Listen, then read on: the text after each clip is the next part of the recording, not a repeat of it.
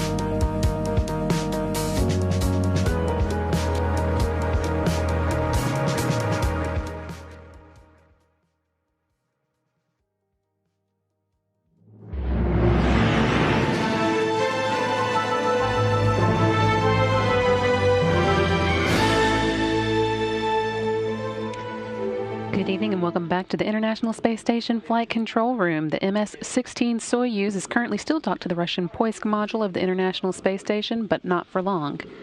Here in the Space Station Flight Control Room, the team is preparing for undocking of the Soyuz MS-16 and the 3 crew members it's carrying inside. But that is still a few minutes away. That's coming up at 6:32 p.m. Central Time. And I'm Brandy Dean.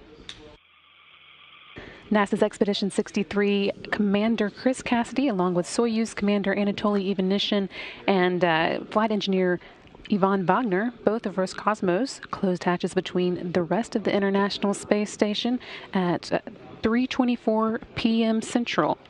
Since then, the station has maneuvered into undocking attitude, and the crew has been working through the last leak checks, getting into their so-called spacesuits that they'll wear for landing, and working through the other activities that have to happen before today's undocking.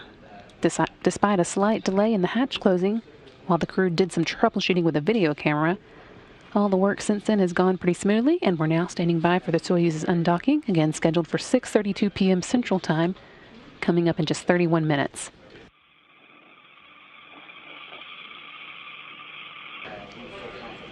That undocking will be followed by their deorbit burn at 9 p.m., which will put them on course for a landing southeast of Zhezkazgan, Kazakhstan at 9:55 p.m. Central Time today. That's going to wrap up a 196-day stay at the space station and mark the official transition from Expedition 63 to 64.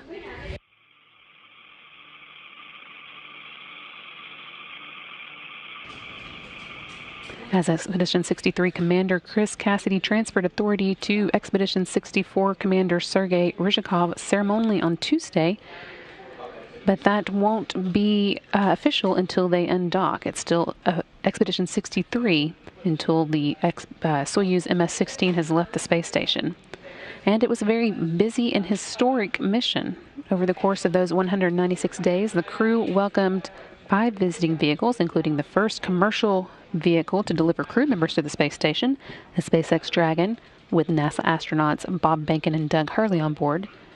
They joined Cassidy, Ivanishin, and Wagner for 2 months of the expedition during their flight test of the spacecraft, which launched on May 30th and landed on August 2nd.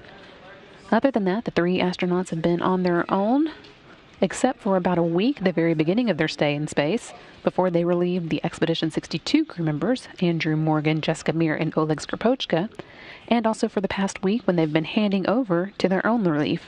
Expedition 64, made up of NASA's Kate Rubins and Roscosmos's Sergei Ryzhikov and Sergei Kudskirchkov.